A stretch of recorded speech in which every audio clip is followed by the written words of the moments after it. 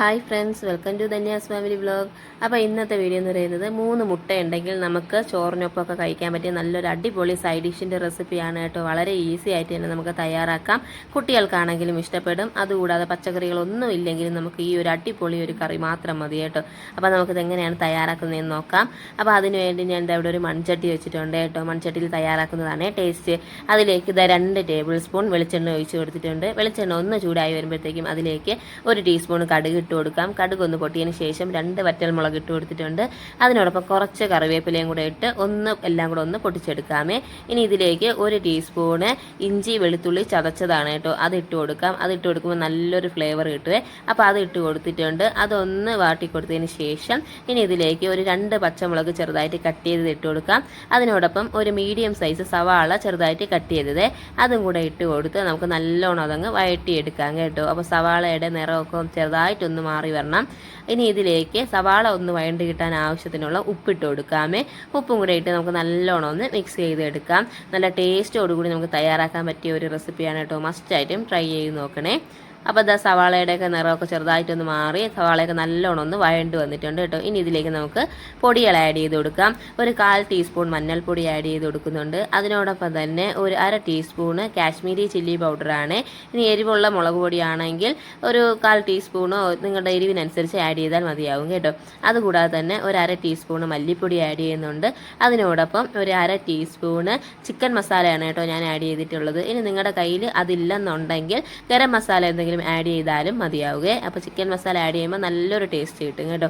അപ്പം ഞാൻ പറഞ്ഞല്ലോ, ചിക്കൻ മസാല ഇല്ലെന്നുണ്ടെങ്കിൽ ഗരം മസാല ഒരു 1/2 ടീസ്പൂൺ ആഡ് ചെയ്താലും മതിയാകും. ഇനി ഇതെല്ലാം കൂടെ നല്ലോണം ഒന്ന് മിക്സ് ചെയ്ത് കൊടുത്ത് ആ പൊടികളുടെയൊക്കെ ഒരു പച്ച ചുവയൊക്കെ ചെറുതായിട്ടൊന്ന് മാറി വരുമ്പോഴത്തേക്കും ഇതിലേക്ക് നമുക്ക് മുട്ട പൊട്ടിച്ചൊഴിച്ച് കൊടുക്കാം കേട്ടോ. അപ്പോൾ ഞാൻ ഇന്നിവിടെ എടുത്തിട്ടുള്ളത് 3 മുട്ടയാണ്. ഇനി നിങ്ങളുടെ വീട്ടിലുള്ള അംഗങ്ങൾക്കനുസരിച്ച് നമുക്ക് മുട്ടയുടെ അളവൊക്കെ കൂട്ടിയെടുക്കാം കേട്ടോ. അപ്പോൾ ഞാൻ ഇവിടെ ഇതിലേക്ക് 3 മുട്ട പൊട്ടിച്ചൊഴിച്ച് കൊടുക്കുന്നുണ്ട്. പച്ചക്കറികളൊന്നും ഇല്ലെങ്കിൽ നമുക്ക് വളരെ പെട്ടെന്ന് നമുക്ക് തയ്യാറാക്കി എടുക്കാൻ പറ്റിയ നല്ലൊരു കറിയാണ് കേട്ടോ. നമുക്ക് ചോറിനോടൊപ്പം നല്ല ടേസ്റ്റോടുകൂടി കഴിക്കാൻ പറ്റിയ ഒരു അടിപൊളി റെസിപ്പിയാണ്. കുട്ടികൾക്കാണെങ്കിലും ഇഷ്ടപ്പെടും കേട്ടോ. നല്ല ടേസ്റ്റാണ്. മസ്റ്റായിട്ട് നിങ്ങളിതൊന്ന് ട്രൈ ചെയ്ത് നോക്കണം. മസാലയൊക്കെ ചേർന്ന് വരുന്നത് കൊണ്ട് തന്നെ ഒരു പ്രത്യേക ഫ്ലേവറുമാണ്, പ്രത്യേക ടേസ്റ്റുമാണ് കേട്ടോ. അപ്പോൾ മസ്റ്റായിട്ടും ട്രൈ ചെയ്ത് നോക്കണം. ഫീഡ്ബാക്ക് കമൻസ് ആയിട്ട് അറിയിക്കണം. ഇതുകൂടാതെ തന്നെ മുൻപോട്ട് ഇട്ടിട്ടുള്ളതും നല്ല സിമ്പിളായിട്ടും വെറൈറ്റി ആയിട്ടുള്ള ഡിഷസാണ് കേട്ടോ. അപ്പോൾ അതെല്ലാം ഒന്ന് കയറി കണ്ട് ചാനൽ സപ്പോർട്ട് ചെയ്യാൻ മറക്കരുതേ. അപ്പോൾ ഞാൻ ഇതിലേക്ക് 3 മുട്ടയും പൊട്ടിച്ചൊഴിച്ചിട്ടുണ്ട് കേട്ടോ. ഇനി ആ മുട്ടയ്ക്ക് ആവശ്യത്തിനുള്ള ഉപ്പിട്ട് കൊടുക്കാമേ. നമ്മൾ നേരത്തെ സവാള വേവിച്ച സമയത്ത് ഉപ്പിട്ടിരുന്നു. ഇപ്പം നമ്മൾ മുട്ടയ്ക്ക് ആവശ്യത്തിനുള്ള കുറച്ച് ഉപ്പും കൂടെ നമുക്ക് അതിലോട്ട് അങ്ങ് ഇട്ട് കൊടുക്കാം കേട്ടോ. ഇട്ട് കൊടുത്ത ഉടനെ നമുക്ക് തവി കൊണ്ട് ഇതേപോലെ അങ്ങ് ഇളക്കി കൊടുക്കാമേ. ഇളക്കി കൊടുത്ത് ആ മുട്ടയൊക്കെ ഒന്ന് ഇതേപോലെ ഒന്ന് നമുക്ക് വരണം കേട്ടോ. ആ ഒരു പരുവത്തിൽ നമുക്കതങ്ങ് ഇളക്കി കൊടുക്കുമ്പോഴത്തേക്കും അതങ്ങ് ഇതേപോലെ പൊടിയായിട്ട് നമുക്കത് കിട്ടും കേട്ടോ. അപ്പോൾ അതിവിടെ റെഡി ആയിട്ടുണ്ട് കേട്ടോ. അപ്പോൾ നമുക്ക് അതെല്ലാം കൂടെ നല്ല രീതിയിൽ ഒന്ന് ഇളക്കി കൊടുക്കാം. ഓക്കെ, അപ്പോൾ അതിവിടെ റെഡി ആയിട്ടുണ്ട്. ഇനി ഇതിലേക്ക് നമുക്ക് കുരുമുളക് പൊടി ആഡ് ചെയ്ത് കൊടുക്കാം കേട്ടോ. ഒരു 1/2 ടീസ്പൂണ് കുരുമുളക് പൊടി ഇട്ട് കൊടുക്കുന്നുണ്ട്. ഇനി അതും നല്ല രീതിയിലൊന്ന് മിക്സ് ചെയ്ത് കൊടുക്കാമേ.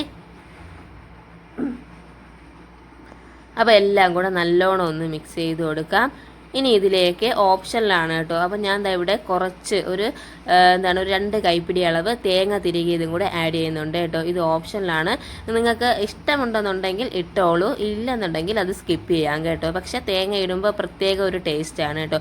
പിന്നെ ഒരു കാര്യം ശ്രദ്ധിക്കേണ്ടത്, തേങ്ങ ഇട്ട് കഴിഞ്ഞാൽ പിന്നെ നമ്മൾ ഒരുപാട് സമയം അത് ഇപ്പം നമ്മൾ ഒരു സമയത്തേക്ക് ആണെങ്കിൽ നമുക്ക് തേങ്ങ ഇട്ടെടുത്താൽ നല്ല ടേസ്റ്റ് ആയിരിക്കും കേട്ടോ. പക്ഷേ രാത്രി ആകത്തേക്ക് നമുക്കത് അത്ര അങ്ങോട്ട് പറ്റില്ല കേട്ടോ. അതുകൊണ്ട് തേങ്ങ ഇടുമ്പോൾ നല്ലൊരു ടേസ്റ്റ് കിട്ടും. അത് നിങ്ങളൊന്ന് ട്രൈ ചെയ്ത് നോക്കൂ. ഓപ്ഷനിലാണ്. പക്ഷേ ഞാൻ പറഞ്ഞല്ലോ, ആ ഒരു പെട്ടെന്ന് നമ്മൾ ചൂടോടുകൂടിയൊക്കെ കഴിക്കുന്ന സമയത്ത് തേങ്ങ ഇട്ട് തയ്യാറാക്കുമ്പോൾ നല്ല ടേസ്റ്റാണ് കേട്ടോ. അപ്പം അത് നിങ്ങളൊന്ന് നോക്കിക്കോളൂ. ഓപ്ഷനിലാണ്. ഇഷ്ടമെങ്കിൽ ആഡ് ചെയ്തോളൂ കേട്ടോ. നല്ല ടേസ്റ്റ് ആയിരിക്കും.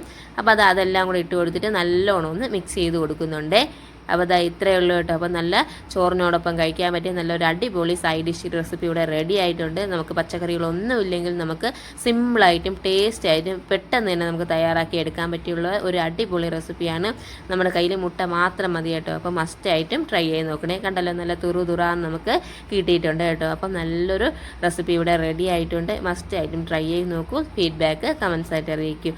മറ്റൊരു അടിപൊളി റെസിപ്പി ആയിട്ട് കാണാം. അതുവരെ താങ്ക് യു.